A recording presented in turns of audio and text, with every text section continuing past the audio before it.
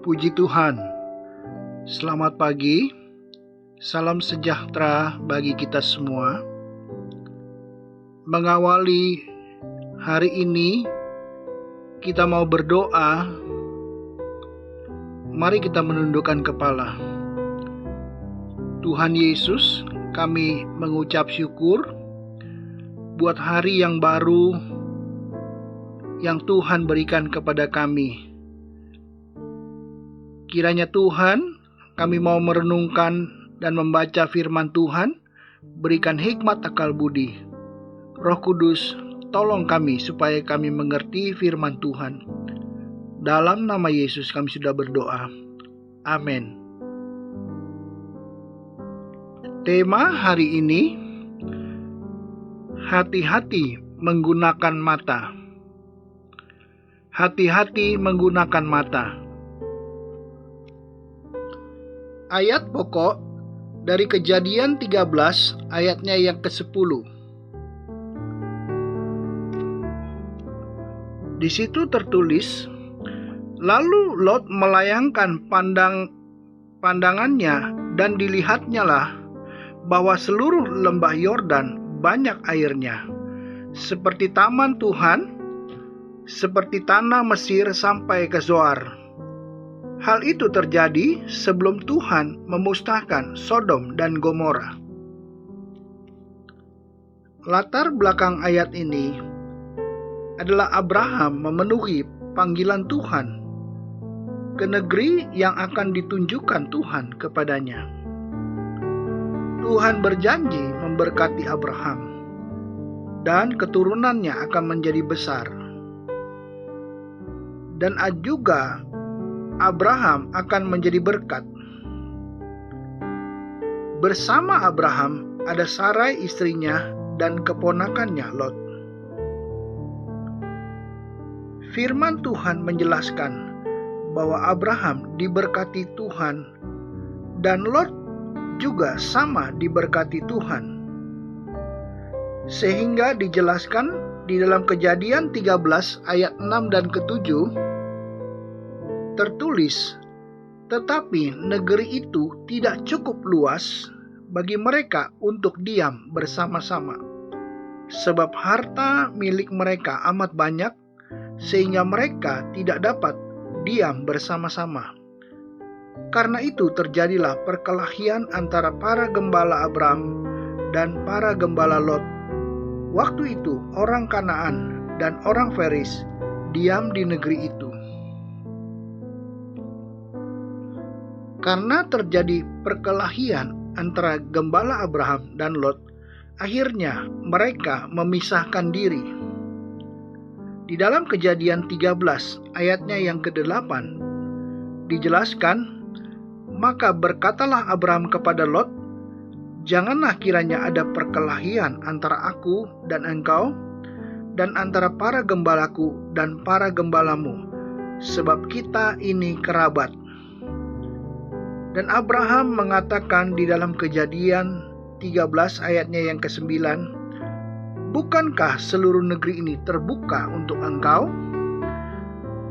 Baiklah, pisahkanlah dirimu daripadaku. Jika engkau ke kiri, maka aku ke kanan. Jika engkau ke kanan, maka aku ke kiri.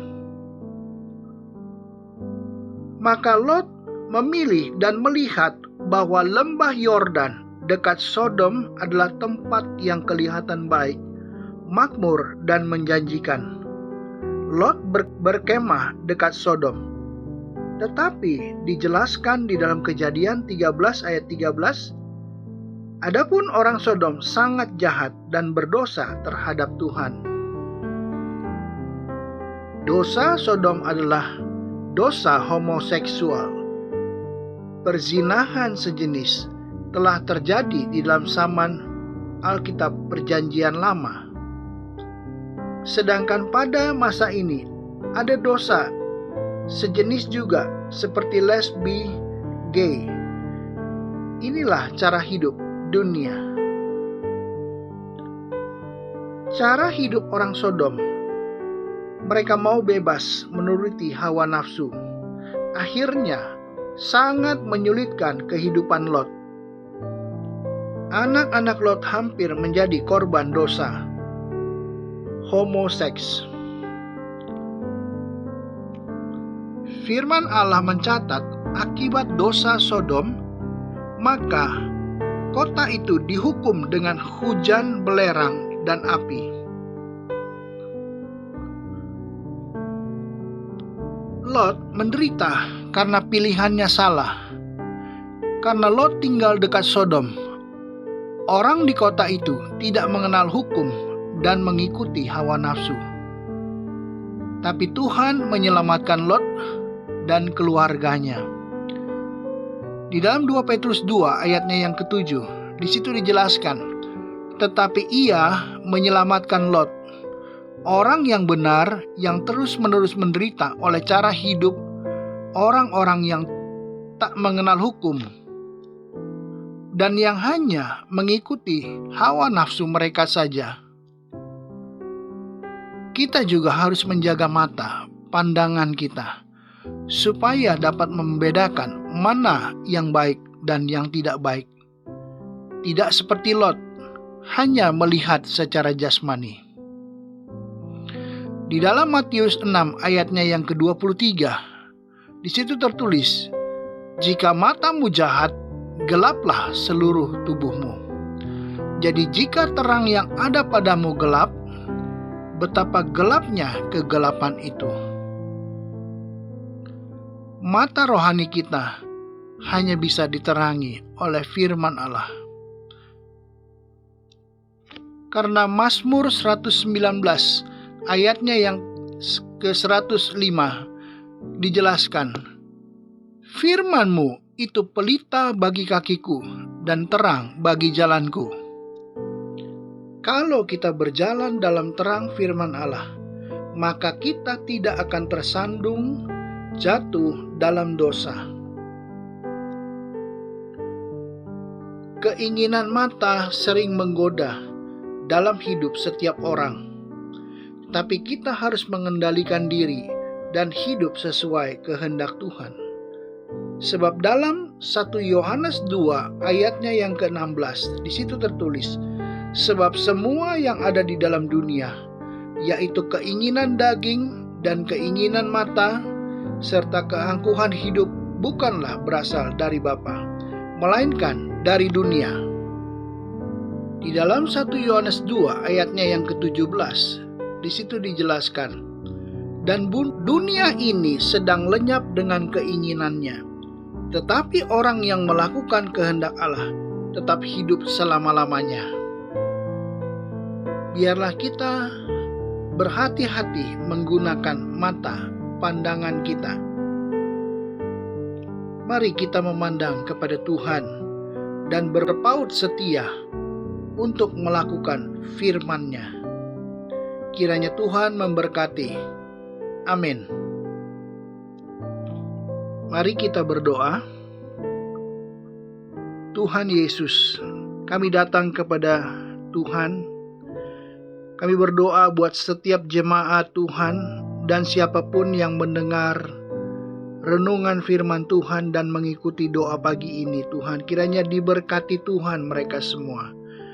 Berdoa buat mereka satu persatu, dimanapun mereka berada, lawati mereka. Tuhan jaga, pelihara, lindungi, berkati di dalam nama Yesus. Berdoa juga untuk setiap keluarga, suami, istri, dan anak dalam jemaat Tuhan. Kiranya Tuhan Engkau memberkati jasmani maupun rohani.